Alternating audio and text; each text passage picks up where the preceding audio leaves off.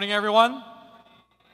Welcome to our second service. This is our 11 a.m. service, and today we are concluding one of the longest series we've ever had in our movement. It's a 3-month series, 12 weeks, okay, that we have been camping in the book of Hebrews.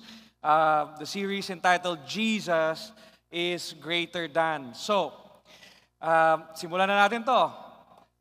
Please stand. Let's pull up our Bible. Open Hebrews chapter 13, verses 9 to 16. We're all gonna read that together. You're there? Chapter 13, verse 9. Do not be led away by diverse and strange teachings, for it is good for the heart to be strengthened by grace, not by foods, which have not benefited those devoted to them. We have an altar from which those who serve the tent have no right to eat, for the bodies of those animals whose blood is brought into the holy places by the high priest as a sacrifice for sin are burned outside the camp. So Jesus also suffered outside the gate in order to sanctify the people through his own blood.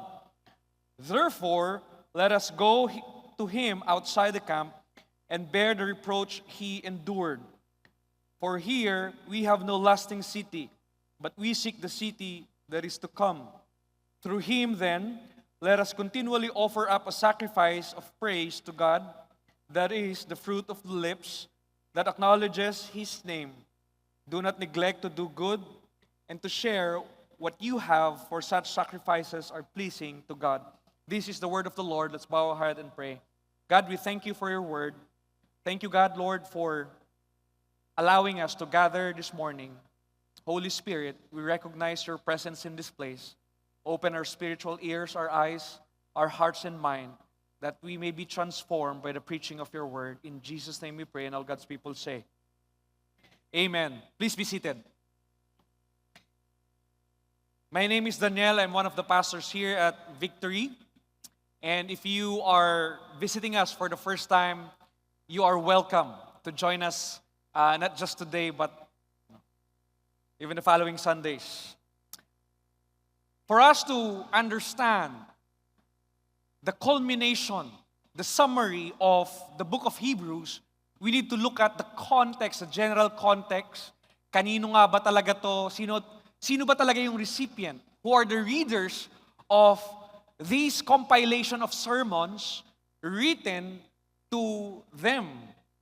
What were their situation at the time?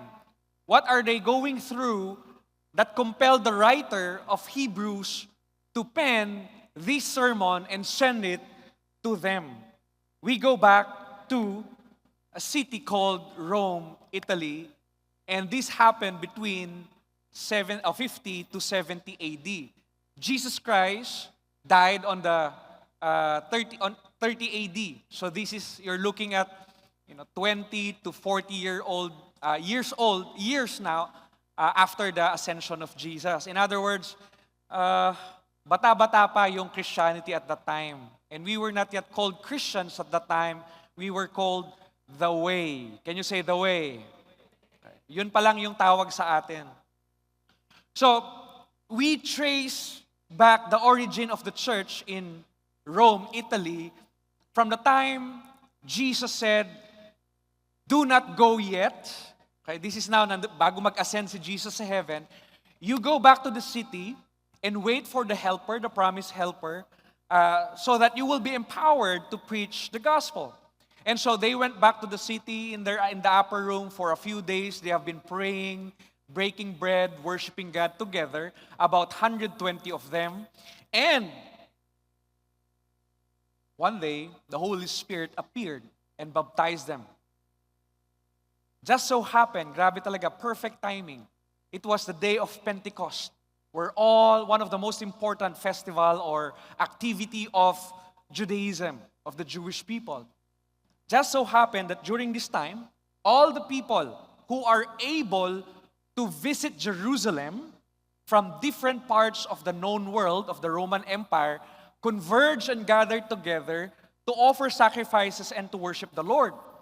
Now, it was that time when the Holy Spirit appeared and baptized the disciples in the upper room. Now, they went on to preach in the streets, preaching the gospel. They knew what they were, the people around the world converging there knew what they were talking about. This Jesus, who is now the sacrifice, the better priest and all that, they knew it. And so the Lord added 3,000 to their numbers, 5,000 to their numbers. And then, umuwi na ngayon sila sa mga cities and nations nila. Some went on to Africa, some went on to the old world sa Europe. Some umuwi sa Rome in Italy. And so they started house church there. They gathered hanggang sa lumaki yung community of Jewish Christians or people who are part of the way. And predominantly at that time, they were all Jewish. Now here's the thing. Whenever the way proliferates, whenever there is a sect, okay, of Judaism, anything that comes from Judaism, pagka merong pinapanganak ng mga ganong organization, official or unofficial, may mga group of Jewish people who are die-hard fan, okay, who are willing to kill. Okay, ito yung mga tinatawag na zealots. They are willing to kill, they're willing to do extra-legal stuff just to be able to defend and promote Judaism. There are also people called Pharisees who are willing to go and dispute, refute, and debate with you in public square. Some of the well-known, si Paul, the apostle, before he became Paul the apostle. So now, the way who is that is thriving, this church, a small church, thriving now at the center of the Roman Empire, sinundan ito ng mga member ng mga zealots and ng mga Pharisees. And now it's creating chaos in the capital. And that's why the emperor had to issue an edict expelling all the Jewish people who are part of the way, a sect of Judaism. Part of their expulsion from the city, they lost their jobs, their city, their homes, sense of security, and now they're living at the outskirts of Italy. Here's the thing. Whenever the Roman Empire conquers a nation, what they do is they recognize the king, they recognize the government, and they recognize the religion. For as long as this nation will pay tribute to the king or the emperor of the Roman Empire, they should be okay. And so ganun po yung nangyari sa Israel. And that's why Judaism as the official state religion of Israel was protected by this political and military system of the Roman Empire. So members of Judaism can freely participate and express their faith in public square, even in Rome. Ang the way hindi. Ang mga Kristiyano hindi.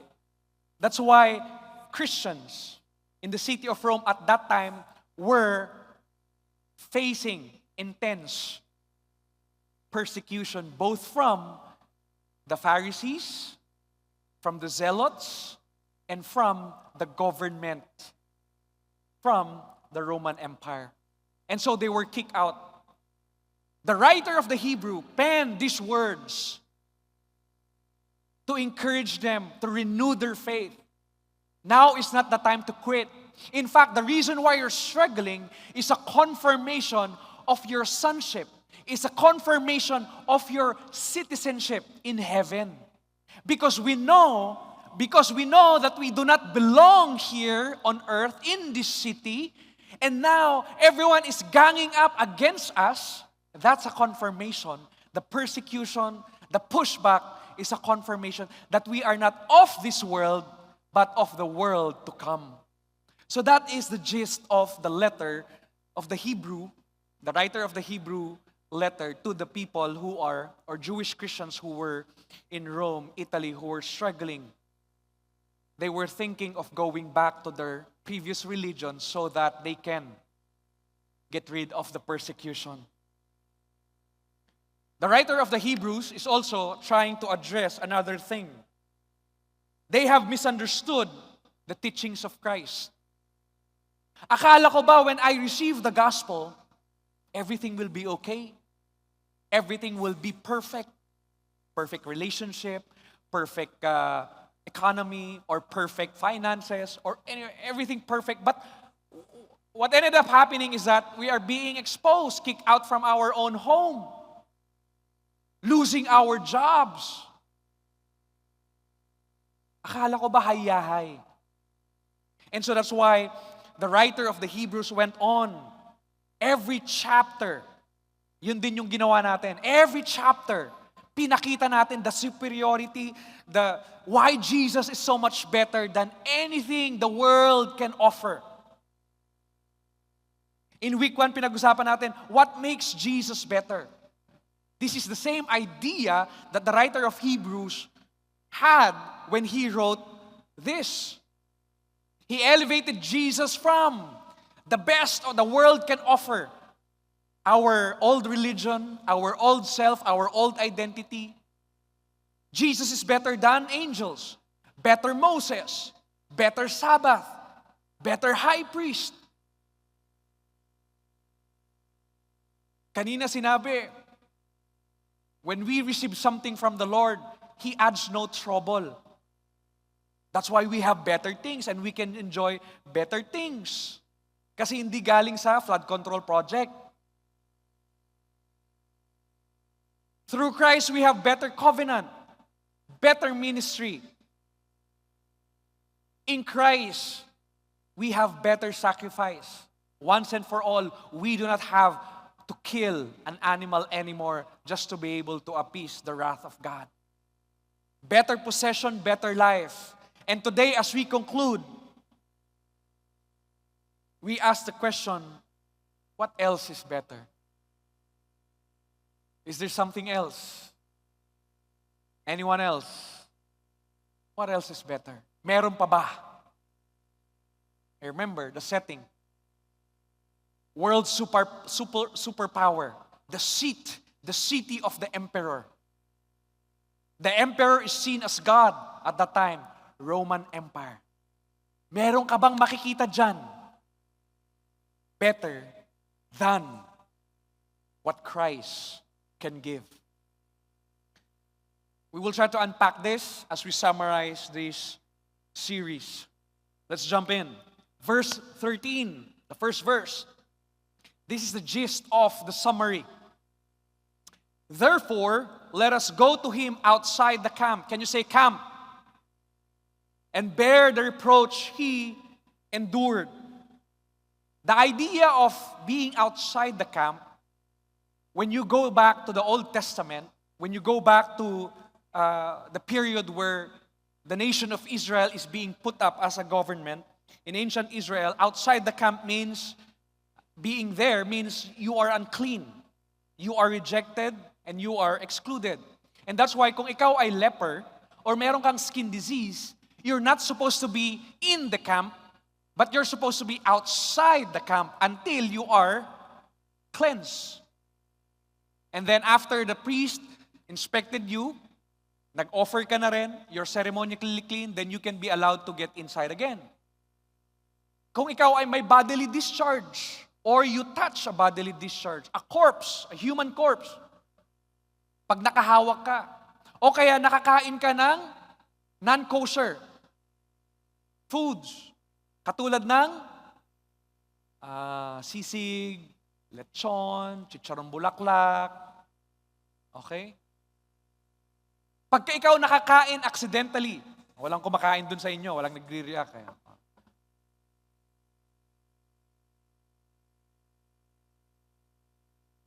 Accidentally, pag nakakain ka nun, you're supposed to go outside because you are unclean.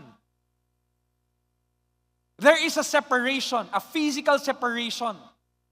And that's why makikita natin Jesus many times engage with the lepers. Ang daming istorya ng mga leper, tama ba, in the New Testament? Because these people were rejected and excluded from the community. There's another person who was considered unclean, rejected, and excluded from the camp.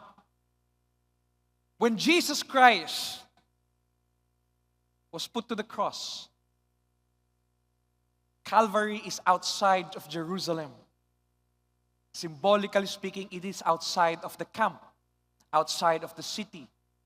When Jesus suffered, paid the penalty of our sins, happened outside of the camp. He was considered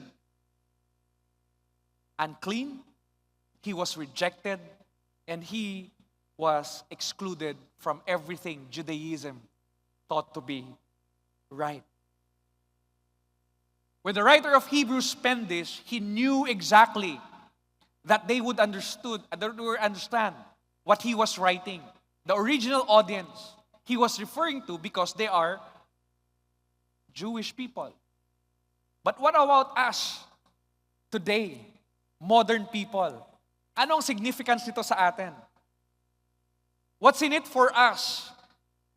Knowing outside the camp and to bear the insult of, knowing Jesus.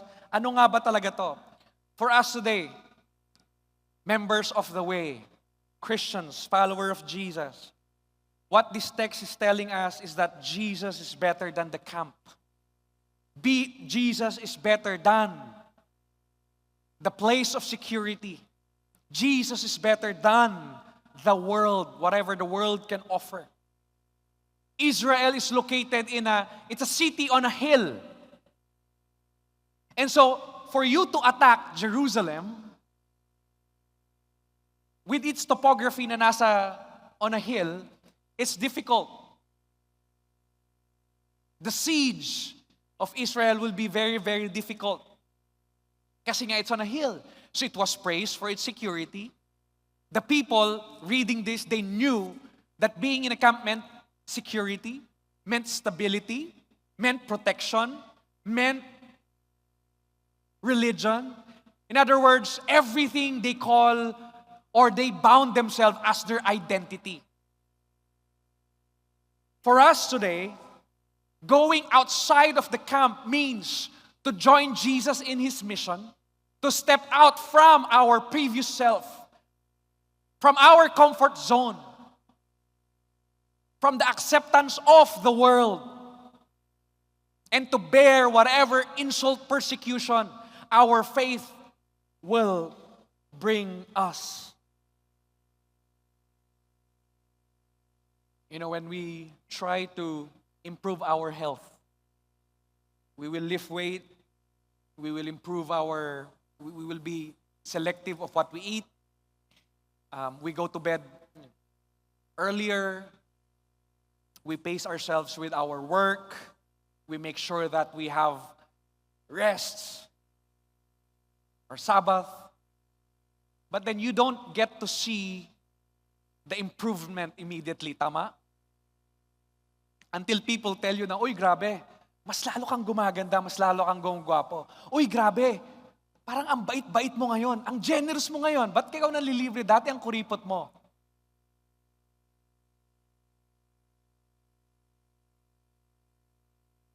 Being better, being transformed, being mature, having good health, doesn't only mean that you do so many things, the better structure, time management, hindi lang yon. It meant leaving something that's old and obsolete. Old habits, character, behavior. We have to leave all this behind so that we can do what's necessary, what's valuable. Alam mo, Sunday kinabukasan, huwag ka na magpuyat the night before that. Huwag ka nang 2 bottles and 2 cases.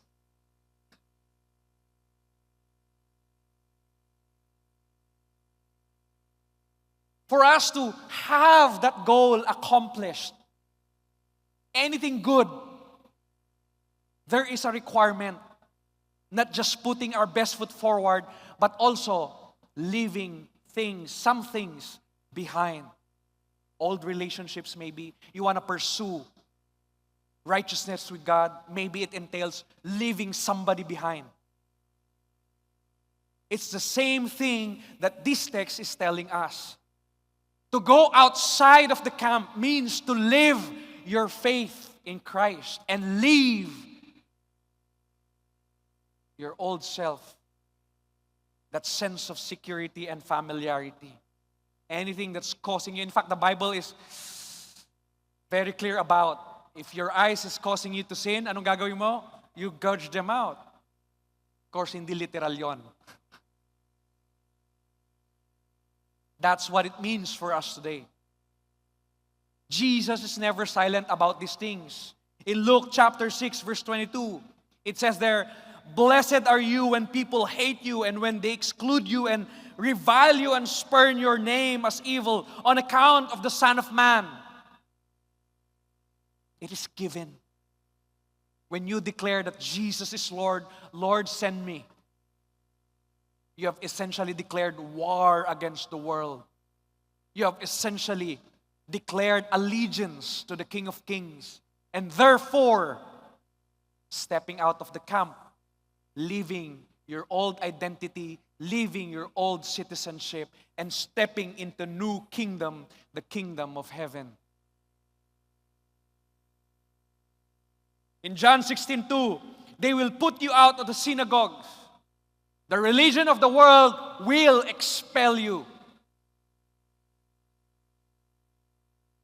What's religion of the world? Me. Me, more of me.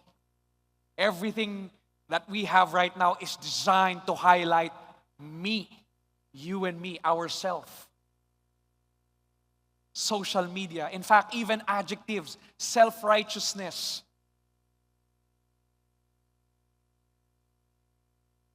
Self-glorification. That's the biggest religion of this world.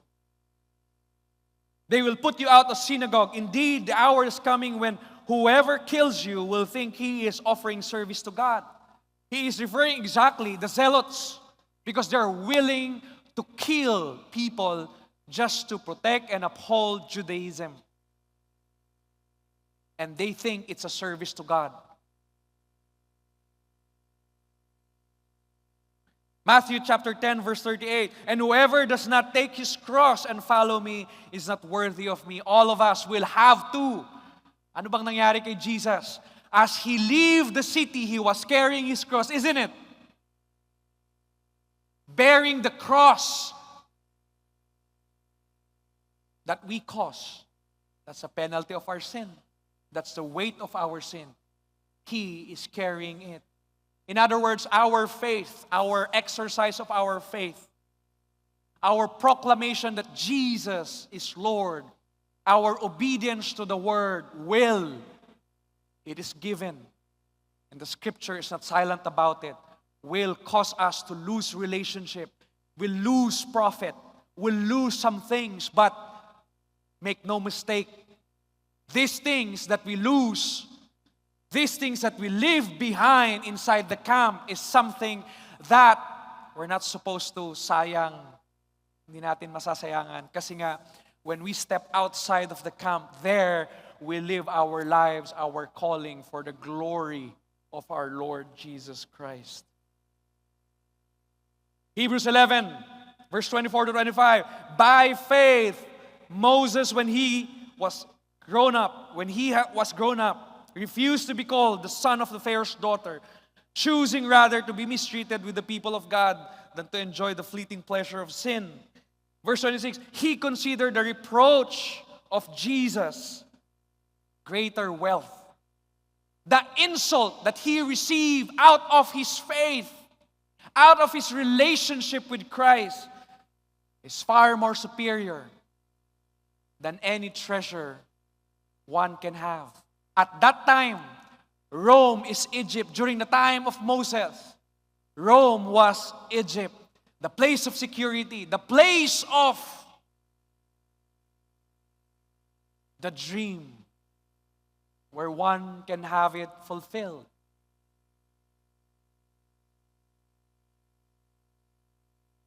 greater wealth than the treasure of Egypt, for he was looking to the reward.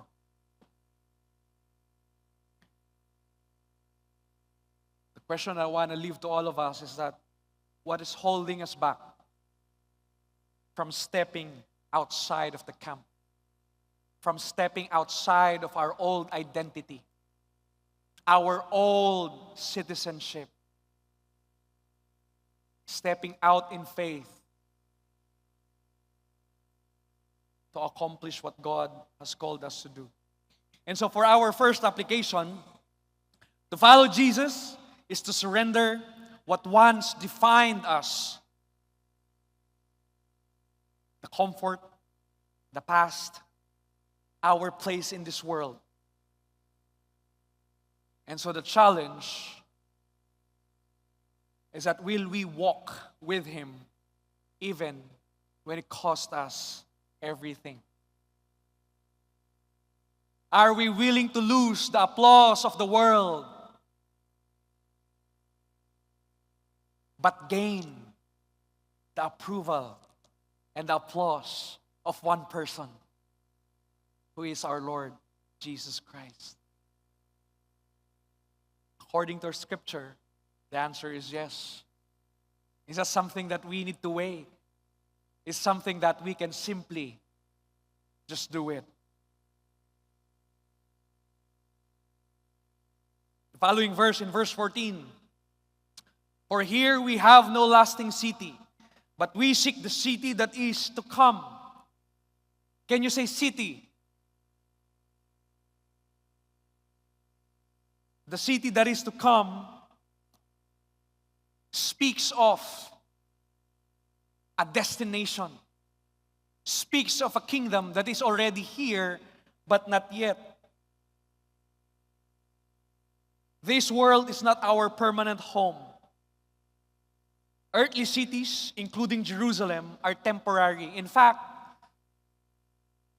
after this was written, between 50 to 70 AD, the city of Jerusalem was flattened. 70 AD. That city once considered a very secure because city set on a hill. It was flattened. The reigning power at that time, Roman Empire, thought to conquer 3/4 of the world. Where is it now? The Bible teaches us that everything will fade away except for the word of the Lord. All the things this world can offer, all the best experiences that we have here on earth, they are not the goal. They are meant to point us to what is to come. The full realization of the better things that we have here on earth. In the same way, when, if you are having a baby, especially if you are now on your last trimester, pagka may ultrasound ka and you see the face, you see the gender, and you hear the heartbeat, it's meant to point us to the real thing of what is to come. It fills us with joy seeing the picture. But then 3 months after, paglabas ng bata, man, I am blessed. For some of us, one can say, I can die for this baby. For others, I can kill for this baby, especially kung babae yung anak mo, di ba? Of course, I'm just exaggerating. You don't mean that, right? Gusto mo lang protektahan. When you're scrolling in your phone and makita mo yung picture ng Bohol, wow, ang ganda ng Chocolate Hills. That is nothing. When you fly to Bohol and experience really what Chocolate Hills, it's all about. Dati nung bata ko, pwede bang kagatin yan? What we have here on earth is meant to point us to the real thing of what is to come.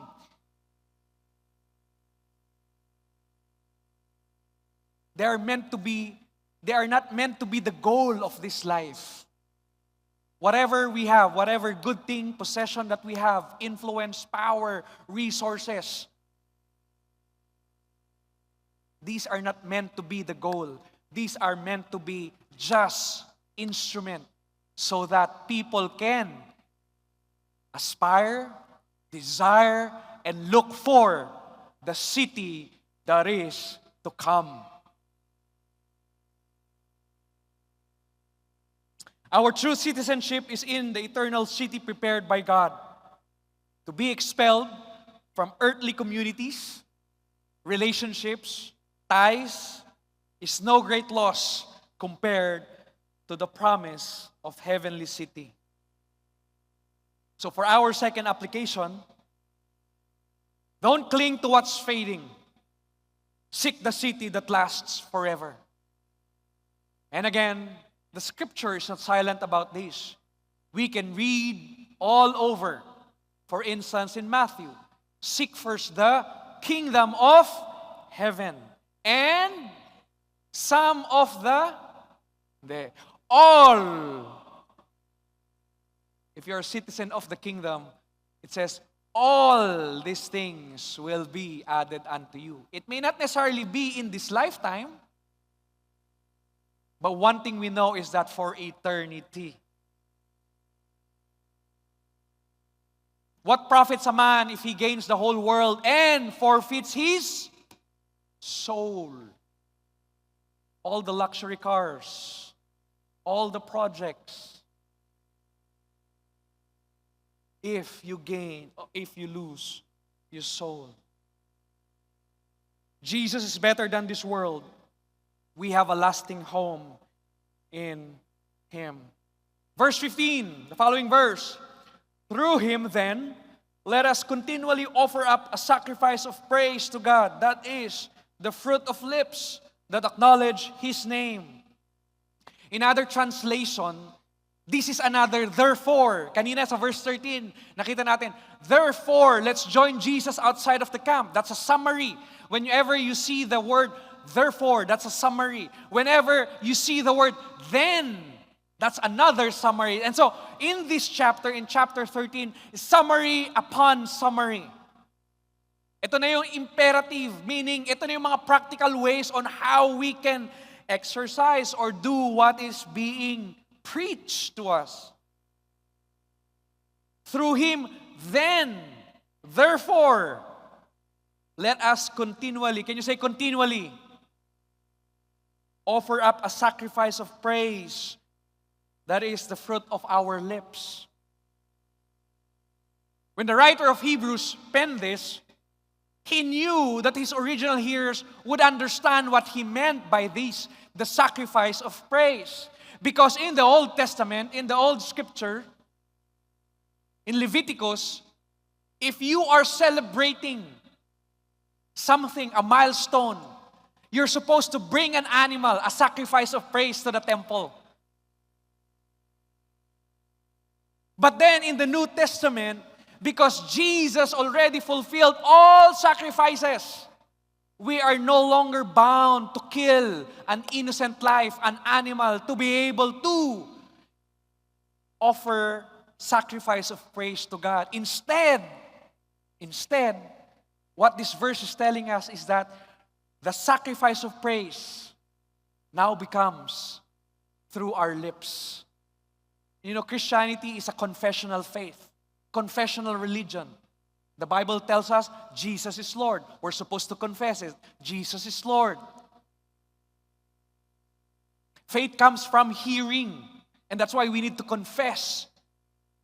When we want to usher somebody from death to life, from brokenness to wholeness, when we need to usher somebody from inside the camp to outside the camp, what do? We walk with them and we share and preach and proclaim the gospel through our mouth. When we want to build up a teenager, a child, we want them to know Jesus, what do? We encourage them through our words. In the same way, when we want to tear down somebody, we speak evil about them.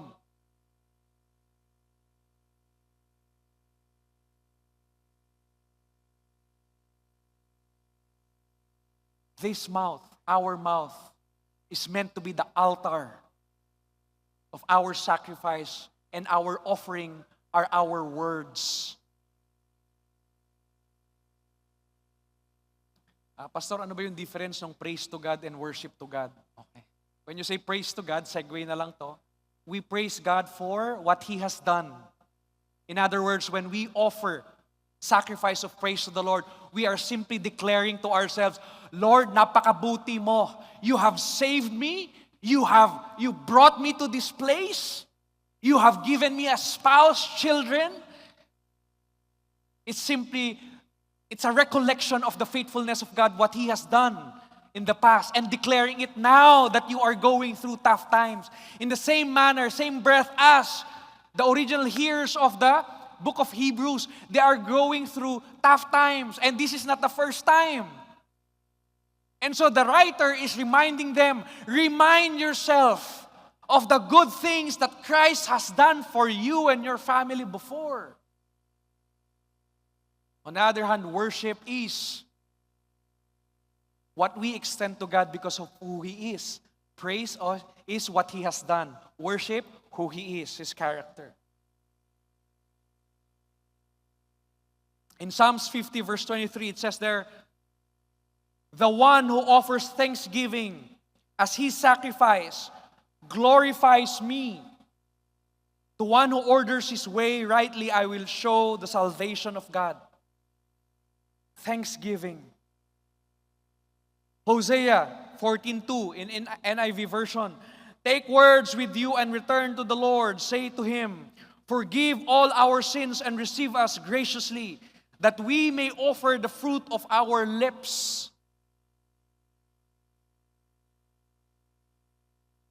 God desires thanksgiving and loyalty over ritual sacrifice. Pag nahihirapan tayo, ano ba yung bukang bibig natin? When we are going tough times, when we are in the emergency room, when we are in the day of, yung exam natin, lalong-lalo na sa mga nag-bar exam recently. When we are in the valleys, wala na, said na. What comes out of our mouth? Is it a praise to God? Or a curse to the situation? Application number 3, whether in the valley or in the mountaintop, win or lose, we praise the Lord. Our lips are the altars, our words are our offering. Even in suffering, we praise. Even in loss, we worship. Our lips becomes the altar, and our words becomes the offering. He is better than anything, and that should compel us to confess it. There's no such thing as a silent faith. There's no such thing as silent relationship with Christ. Because even if you will not open your mouth, your action will speak of what's inside of you.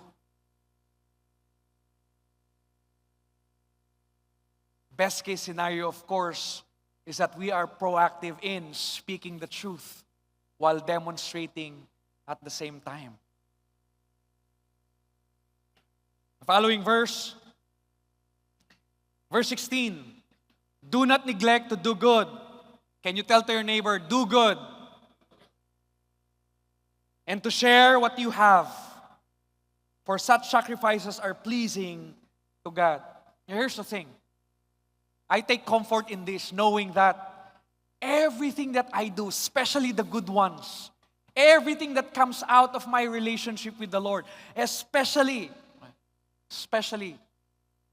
those that extends the blessing that I have to others, everything, nothing misses the eye of the Lord. It says there, pleasant to God. Every good work, every good thought, every prayer, every shout for joy, every well wishes that you have for other people, here's the thing, pleasing to the Lord.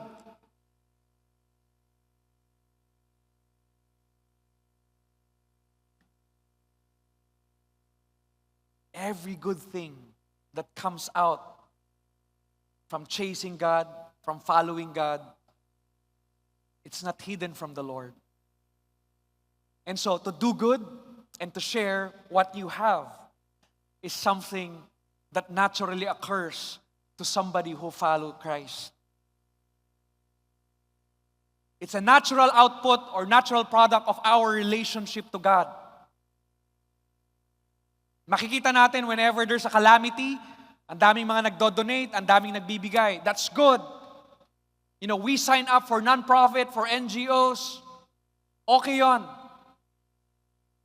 But not to earn the favor of God, not to appease the wrath of God, because technically speaking, the Bible is clear. All our good works, rubbish.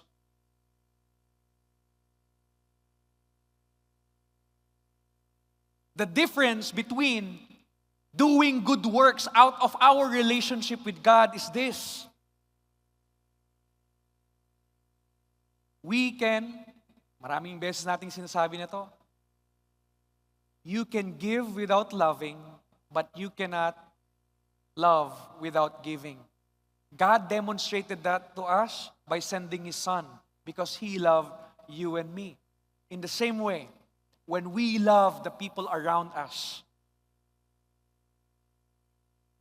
we are compelled to give something. In marriage, for instance,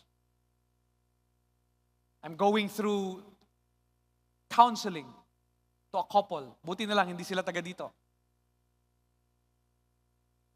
Both parties, they have their own checklist. Ganito ka kasi, ganito ka kasi. They cannot see eye to eye to have a unified checklist, a shared pool of meaning or description or setup. Walang ganon. But the whole idea of marriage is this: to love that person and do not expect anything in return. Because love compels us to give what's best and not needing to receive to receive something back. There's no such thing as reciprocity when it comes to love. You love because you love. Palabas lahat yon. Point number 4, application number 4, is that generosity and good works that flows from knowing God is a sacred offering that pleases the Lord. So, live generously, not for recognition, but as worship and praise. Let your kindness be visible, your love be tangible, and your life a declaration that Jesus is better than everything in this world can offer.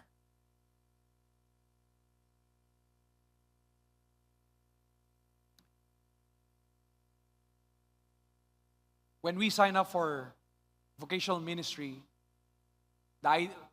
we thought of liquidating all our assets so that we can be very, very liquid. Flexibility is the name of the game. If we will be deployed somewhere else, Central Asia maybe, which we have been praying for before, pero hindi naman nangyari, then it's okay. It's easy to go and fly to that nation. Anything that is so tangible, they are soul hooks to us. And so we disposed these assets and became liquid.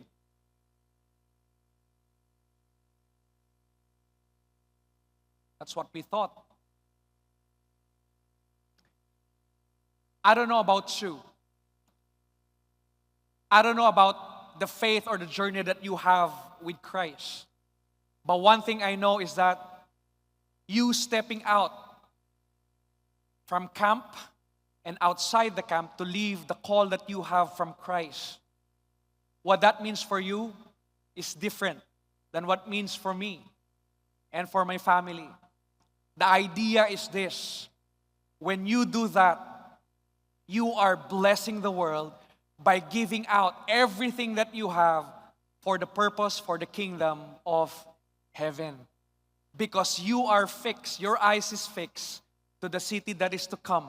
Your eyes are fixed to the life that is to come. We thought after depleting our assets, yun na yun, tapos na, yun ang katapusan. Lord, tigil muna kami, balik muna kami sa marketplace. But lo and behold, God had other plans and honored that faith back. And so, my conclusion to that is even if you're here on earth, you can experience heaven. Even here on earth, that heaven can be experienced even in the midst of chaos, trials, and luck. I'd like to invite everyone now to please stand up as we conclude.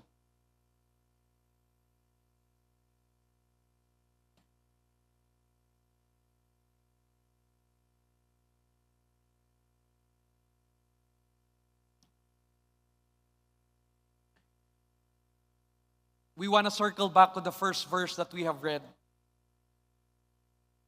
This is the main gist of the preaching or the sermon today. Therefore, let us go to him outside the camp and bear the reproach he endured. Whatever life will bring us, persecution may be, losing some profit, sinful relationship, habits or character, so be it. Because outside the camp is where I get to live my faith for Christ. Outside the camp is where I get to exercise the faith that I have. Outside the camp is where I see miracles happen. Outside the camp, the greatest miracle happened. Christ at the cross. Now here's a surprising thing. It's not an afterthought. The Bible teaches us that through the seed of Abraham, all the nations will be blessed. Somewhere in the middle, through the stump of Jesse, the father of King David, all the nations will be blessed. Through Jesus Christ, who is, ethnically speaking, from Jews, all nations will be blessed. In the same way that through you, nations might be blessed. Generations might be blessed. And it's outside our comfort zone, outside of our old self. And there's no wonder that even in Exodus pa lang, the beginning of the Old Testament pa lang, it says there, Exodus 33, verse 7, now Moses used to take the tent and pitch it outside of the camp. Can you say camp? Far off from the camp, and he called it the tent of meeting. And everyone who sought the Lord would go out to the tent of meeting, which was outside of the camp. These happened after the prostitution of Israel. When they prostituted themselves to other gods. Pagbaba ni Moses from Sinai, nakita nila they have a golden calf. They are worshiping now a new God within the camp. And what did Moses do? Binasag niya yung tablet dahil sa galit niya. And the next thing we read is that he brought it, the tent of meeting, he brought it outside of the camp. Because the city, the camp has now been defiled. There is now an exchange. Same thing happened in the New Testament. Same thing can happen to you and me.